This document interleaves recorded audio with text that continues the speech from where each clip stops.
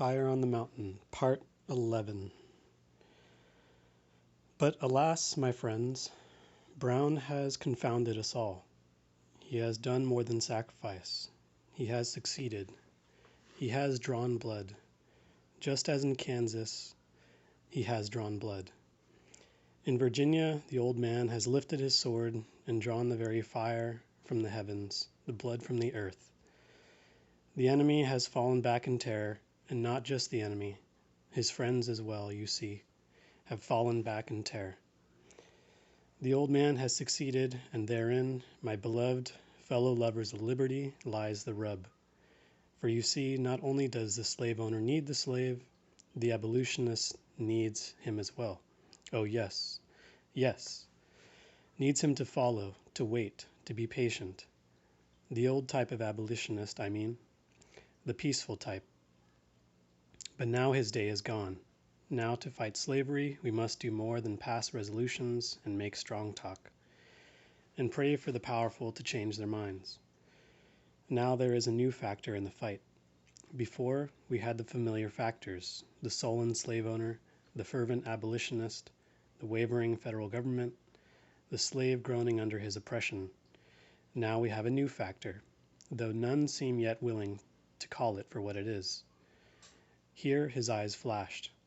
Fire. There is a fire on the mountain, and Virginia can't put it out. America can't put it out. There was such a tumult and a crying out as this, as my poor words on paper can never express or even indicate.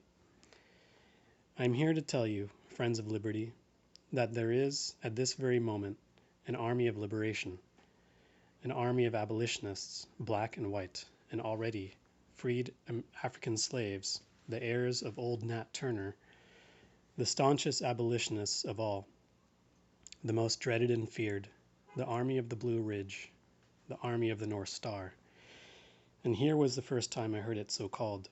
High in the mountains of Virginia, this army calls upon and needs your wholehearted support, more than any one man's martyrdom or example, for it has changed and will change forever the nature of the struggle against slavery.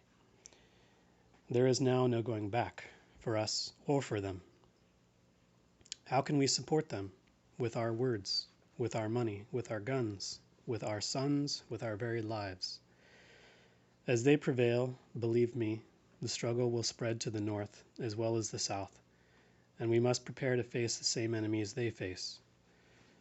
I lost my notes for the next few moments, but there was a collection, and hats were passed around the interior of the church and passed to the altar overflowing with currency, even though the crowd was far from a wealthy one. I heard more scuffling outside, then the alarm of a shot, and the banging on the door renewed, but louder. Here Douglas dropped his voice again, even as the pounding on the door increased in volume. His bodyguard, Adam, I believe it was, tugged at his sleeve, but Douglas shook him off. As you may know, there is a warrant for my arrest as a Confederate, he said. They flatter me. I am flattered because I know whereof I speak when I speak of the faint-hearted, the hands that faltered. He held out his hand, then studied it himself, as if it were a book. Here is one hand that faltered. Black as it is, it faltered. Brown asked for my help, but I thought his scheme would fail. Our own Tubman knew him better. She knew the man, she knew the times, and most of all she knew our people. Now the two of them had my unconditional support. This hand is theirs, and if that be treason, if loyalty to my own dark, enslaved, suffering, and benighted people be treason to the USA, so be it. At this point, as if by a signal, the massive iron fittings gave way and the door crashed down, inward. Two of Douglas's guards wrapped him in a cloak as if to make him invisible, in a scene befitting Shakespeare, while others leaped to their feet in the aisle. The panicked crowd meanwhile drew back into the pews. 6, 8, 12 federal marshals swarmed in across the fallen door just as Douglas was being hastened out of the pulpit toward the choir door. The minister, an old colored man, pushed through the aisle to try and calm the scene, but the marshals knocked him aside roughly. The crowd muttered angrily, and there were cries. I counted 12 marshals and remember thinking they seemed severely outnumbered and feeling both exultation and fear. I saw guns beneath their long coats, but there were no shots, not at that time. The crowd fell back and the marshals pushed forward for the pulpit. The full 12 of Douglas's men, the longshoremen, all black, filled the aisle, blocking them. Emboldened, but more slowly, others from the pews filled in behind them, placing a wall of men and women between the marshals and Douglas. Douglas himself stopped by the organ, drawing away from those who were hastening him through the choir door to watch the drama behind him. The marshals ordered, "Stand aside," but the men in the aisle neither made answer nor moved. They seemed to be under the command of the giant Negro Adam, who stood in their midst, but I could not be sure. It was all done with flickers of eyes. They held long wooden pins from the docks. The leader of the marshals called over them directly to Douglas. He waved a piece of paper without reading from it. Perhaps like many U.S. marshals, he could not read the papers he served, but committed his writs to memory. Douglas answered him, but with that, and the muttering and scraping I could not hear. The marshal swore and pointed his Walker Colt at the great vaulted ceiling of the church, and fired. Silence fell like thunder. The other marshals had opened their jackets and put their hands on exactly similar Colts. We all stood stunned. Even Douglas froze like a statue at the choir door. All were stunned at the profanity of a shot in church. The only sound was the old preacher crying out, "O Lord," as if he had himself been shot until someone, I think it was his own daughter, shut him up. His Colt still pointed up. The head marshal stepped forward toward the line of colored men.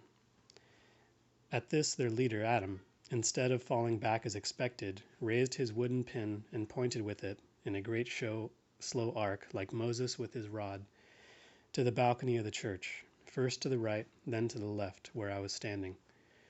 There was a steady rattle, like snakes all around me, and the marshals stopped and looked up. I was surprised as they to see guns drawn all around me, cocked and primed. Lavisseur held his Lefebvre across his nose like a dueling master, others, mostly colored, but with some whites mixed in, and several of them students I knew, across from me and behind me did the same. Stalwarts with derringers and ancient horse pistols and new Colt revolvers, all held at point, held the high ground of the balcony. There were perhaps 20 of them at most, but they looked like 100 to me, and must have seemed 1,000 to the marshal and his men, who froze with their hands on their weapons but never drew them. The marshal slowly lowered his piece, then lowered its hammer. Everyone else in the church stood still for a breath, then 2, then 3. I counted them. I was standing with the armed men, and without intending it, I had become part of the tableau. At least the marshals looking up seemed to include me in it as we faced each other across a newly opened gulf in our common history as white men. A gulf John Brown had opened when he had drawn his sword in common cause with the black. This moment lasted no more than a minute, and no less than 100 years. Then, with a flourish like Othello, Douglas was exeunt through the low choir door. A low hubbub grew to a shout as the marshals backed slowly out the front door. The pews emptied into the aisles, the balcony into the galleries, the back door into the alley, and with the others, my heart pounding, I melted away into the night, which had fallen unannounced while we had been fighting our war in the church. It was the old minister who was the only loser, for that same night, cowardice daring where courage had faltered, his church was burned to the ground, probably by the same marshals who had been unwilling to take us on. If I say us, does that make me one of the stalwarts? I think not. I still cannot imagine myself taking up arms, odd Virginian I, though my dear friend and colleague, I definitely passed over a line in my own understanding that night. The scales fell from my eyes, which is appropriate in church, I suppose. Not about violence, which was the false issue, for that was never the question, slavery itself being the very perfection of violence, and not about my poor beloved South, for her corrupt true nature had long been clear to me. No, I understood that to end slavery we would have to be fighting the nation itself, and not just a section of it. Those were not Virginians that had come to take Douglas. We had to go against the might of America itself. This is what the slaves had always understood. So as you see, if life is the great instructor, I have been attending classes. I only hope now that my family does not find out about this attendance on the very night of my young cousin's funeral. I have never hidden my abolitionary sentiments from them, but it is a fool that adds insult to injury.